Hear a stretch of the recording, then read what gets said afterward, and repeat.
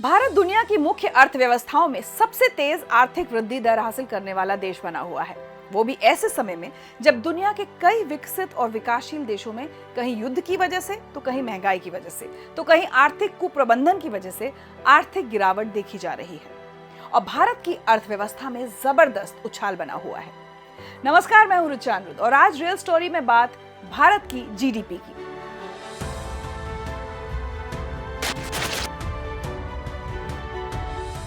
नवंबर को सांख्यिकी मंत्रालय ने जीडीपी यानी सकल घरेलू उत्पाद के आंकड़े जारी कर दिए हैं। ये आंकड़े मौजूदा वित्त वर्ष 2023-24 के जुलाई से सितंबर की तिमाही के हैं। भारत की तेजी से बढ़ती अर्थव्यवस्था ने पूरी दुनिया को आश्चर्यचकित कर दिया है, क्योंकि आंकड़ों के मुताबिक भारत की अर्थव्यवस्था दुनिया भर में सबसे तेजी से बढ़ रही है। कुछ लोग कह रहे थे कि विश्व में मंदी का असर भारत पर पड़ेगा, लेकिन भारत ने हर आकलन से कहीं बेहतर प्रदर्शन किया। आज भारत दुनिया की सबसे तेजी से विकसित होती आर्थिक ताकत है। आज भारत का आत्मविश्वास, भारत के लोगों का आत्मविश्वास अभूतपूर्व स्तर पर है। तो जुलाई से सितंबर 2023 की तिमाही में भारत की अर्थव्यवस्था में 7.6% की दर से जीडीपी का विकास हुआ है। अगर अप्रैल से सितंबर 2023 की छमाही की बात करें तो जीडीपी वृद्धि दर 7.7 है। आंकड़े इस बात का प्रत्यक्ष प्रमाण है कि आर्थिक विकास के क्षेत्र में मोदी सरकार का प्रदर्शन आउट ऑफ द बॉक्स रहा है।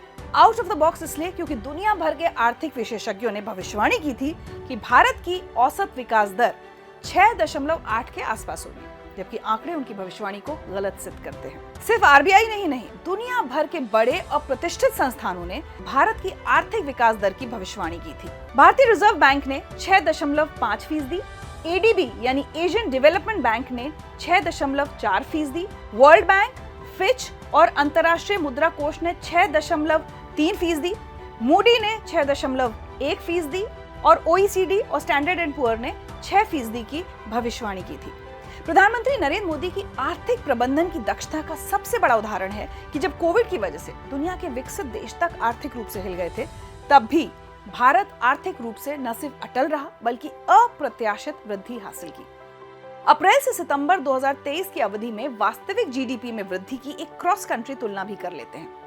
अंतर्राष्ट्रीय मुद्रा कोष के स्पेशल डेटा डिसेमिनेशन स्टैंडर्ड और भारत के सांख्यिकी और कार्यक्रम कार्यान्वयन मंत्रालय द्वारा जारी आंकड़ों के मुताबिक भारत की वास्तविक जीडीपी विकास दर 7.6%, चीन की 5.6%, इंडोनेशिया की 5.1%, मेक्सिको की 3.4%, अमेरिका की 2.7%, जापान की 1.5%, फ्रांस की 0.9%, यूनाइटेड किंगडम की 0.6% और जर्मनी की तो माइनस में है, -0.2%। आंकड़े जारी होने के बाद प्रधानमंत्री मोदी ने एक्स पर एक पोस्ट लिखी। जुलाई से सितंबर 2023 की तिमाही का यह नतीजा दर्शाता है कि भारत सरकार के आर्थिक विकास का प्रदर्शन बहुत ही जबरदस्त है। हर क्षेत्र में अच्छा विकास हो रहा है, चाहे उत्पादन क्षमता हो, सर्विसेज हो या इंफ्रास्ट्रक्चर हो। यानी जहां भी रोजगार के अवसरों का सृजन हो सकता है, वहां विकास में तेजी दिखाई दी है। अर्थव्यवस्था का विकास रथ जिस तेजी से आगे बढ़ रहा है, उसकी वजह से देश में विदेशी निवेश की आमद भी बहुत तेजी से बढ़ रही है, जिससे पूरे साल आर्थिक विकास में जबरदस्त उछाल आने की उम्मीद है। वित्तीय वर्ष 2023-24 की दूसरी तिमाही की आर्थिक गतिविधि अनुमान के अनुरूप ही रही थी। उसी आर्थिक गतिविधि की गति को तीसरी तिमाही में रफ्तार दी गई। विनिर्माण पीएमआई बढ़त पर ही रहा। ये अक्टूबर 2023 में 55.5 पर पहुंच गया। सितंबर के महीने में मजबूत विनिर्माण गतिविधि, औद्योगिक उत्पादन सूचकांक और 8 प्रमुख उद्योगों के सूचकांक में निरंतर वृद्धि को उजागर करती है। इन उद्योगों की उत्पादन क्षमता में स्वस्थ वृद्धि दिखाई दी, जो डाउनस्ट्रीम आर्थिक गतिविधि के लिए महत्वपूर्ण इनपुट के रूप में कार्य कर रही है, जो समग्र आर्थिक विकास के लिए अच्छा संकेत है। विनिर्माण क्षेत्र की तरह सर्विसेज क्षेत्र की पीएमआई भी पिछले 27 महीनों में बढ़त पर है। अवकाश यात्रा, व्यापार यात्रा और सामाजिक आयोजनों की वजह से पर्यटन और होटल उद्योग में उछाल आया है, जिससे सर्विस सेक्टर में विकास दिखाई दे रहा है। यहाँ मैं आपको बता देना जरूरी समझती हूँ कि जीडीपी में वृद्धि के मुख्य कारक क्या रहे हैं। वित्त वर्ष 2023-24 की पहली तिमाही में मौजूदा कीमतों पर निर्यात की दर 21.4% थी, जो जुलाई से सितंबर की दूसरी तिमाही में बढ़कर 21.9% हो गई। ये दर सर्विस एक्सपोर्ट की मजबूती को दर्शाती है, जो स्पष्ट रूप से अपनी बाजार हिस्सेदारी बनाए हुए है। इसी प्रकार 2023-24 की पहली तिमाही में मौजूदा कीमतों पर आयात 23.8% था, जो जुलाई से सितंबर की दूसरी तिमाही में बढ़कर 24.4% हो गया है। ये बढ़ी हुई दर घरेलू अर्थव्यवस्था में बढ़ती आय से उत्पन्न आयात की मांग में वृद्धि को दर्शाता है। मैन्युफैक्चरिंग के क्षेत्र में भी जबरदस्त उछाल देखने को मिला है। 2023-24 की पहली तिमाही यानी अप्रैल से जून 2023 में ये दर 4.7% थी, जबकि जुलाई से सितंबर 2023 की दूसरी तिमाही में 13.9% की वास्तविक ग्रॉस वैल्यू एडेड वृद्धि दर्ज की गई। ये वृद्धि निजी उपभोग की क्षमता की परिचायक है। इसी तरह निर्माण क्षेत्र में वास्तविक ग्रॉस वैल्यू एडेड वृद्धि भी 2023-24 की पहली तिमाही के 7.9% से बढ़कर जुलाई से सितंबर की तिमाही में 13.3% हो गई है।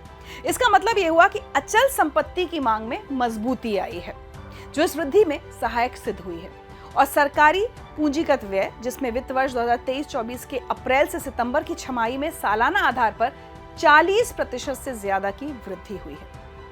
इस वृद्धि ने भी कंस्ट्रक्शन जीवीए की वृद्धि में योगदान दिया है। आर्थिक गतिविधियों में मजबूत वृद्धि से टैक्स कलेक्शन में भी उछाल आया है। आंकड़े देखते हैं। अक्टूबर 2023 में जीएसटी संग्रह 1,72,000 करोड़ रुपए रहा, जो अप्रैल 2023 के बाद अब तक का दूसरा सर्वाधिक राजस्व संग्रह है। जीएसटी कलेक्शन में साल दर साल करीब 13% की वृद्धि दर्ज की गई है। कर का आधार बढ़ने के कारण पिछले कुछ वर्षों में औसत जीएसटी संग्रह में भी ऊपर की ओर बदलाव आया है। वित्त वर्ष 2023-24 के पहले 7 महीनों में सरकार का नेट टैक्स रेवेन्यू साल दर साल 11.2% बढ़कर 13 लाख करोड़ रुपए हो गया है। वर्ष के पहले 7 महीनों के दौरान कॉर्पोरेट टैक्स कलेक्शन में 17.4% की वृद्धि हुई है, जबकि व्यक्तिगत इनकम टैक्स संग्रह में 31.1% की वृद्धि दर्ज की गई है, जो 2023-24 के बजट में सालाना आधार पर अनुमानित वृद्धि से कहीं अधिक है। केंद्र सरकार की राजस्व स्थिति मजबूत है और राजस्व व्यय नियंत्रित, जिसकी वजह से इस बात की प्रबल संभावना है कि 2023-24 में राजकोषीय घाटा लक्ष्य के भीतर ही रहेगा। वित्तीय वर्ष 2023-24 की दूसरी तिमाही में अनुमानित नॉमिनल जीडीपी वृद्धि दर 9.1% रही है। इस तिमाही के लिए जीडीपी डिफ्लेटर करीब 1.5% पर है। वित्त वर्ष 2023-24 की पहली छमाही में नॉमिनल जीडीपी वृद्धि 8.6% पर थी और पहली छमाही में जीडीपी डिफ्लेटर लगभग 1% रहा था, जिससे WPI यानी होलसेल प्राइस इंडेक्स और CPI यानी कंज्यूमर प्राइस इंडेक्स मुद्रास्फीति दोनों में नरमी के संकेत मिलते हैं, जिससे वित्त वर्ष 2023-24 में जीडीपी डिफ्लेटर वृद्धि और धीमी होने की संभावना है। पहले नॉमिनल ग्रोथ को समझिए। आपने पिछले साल 100 रुपए कमाए और इस साल 110 रुपए कमाए। कमाए गए अतिरिक्त 10 रुपए को नॉमिनल ग्रोथ कहते हैं। लेकिन एक पहलू महंगाई का भी है। तो क्या वाकई आपने 10 रुपए कमाए हैं या महंगाई की वजह से रुपए की कीमत गिर गई है उससे कमाए हैं? महंगाई अगर 5% थी तो आपने महंगाई की वजह से 5 रुपए कमाए और 5 रुपए अतिरिक्त कमाए हैं। नॉमिनल ग्रोथ करीब 9% है और रियल ग्रोथ 7.6% है। इसका मतलब है कि हमने महंगाई को भी कंट्रोल कर लिया है, क्योंकि नॉमिनल और रियल ग्रोथ के बीच जो अंतर होता है वो महंगाई है, जिसे डिफ्लेटर कहते हैं। होलसेल प्राइस और कंज्यूमर प्राइस को मिलाकर डिफ्लेटर का आकलन होता है और इन दोनों को मिलाकर बना डिफ्लेटर 1% के आसपास है। इसका मतलब ये हुआ कि सिर्फ देश का आर्थिक विकास ही नहीं हो रहा है, बल्कि महंगाई को भी काबू में कर लिया गया है। यानी मोदी सरकार का आर्थिक प्रबंधन हर लिहाज से एक मिसाल है। रियल स्टोरी के इस एपिसोड में आज के लिए इतना ही। भारत की तेजी से बढ़ती अर्थव्यवस्था और हमारे इस वीडियो पर अपनी राय हमें लिखकर जरूर बताएं। अगले एपिसोड में किसी और मुद्दे पर रियल स्टोरी के साथ आपसे फिर मुलाकात होगी। तब तक खुश रहिए और स्वस्थ रहिए।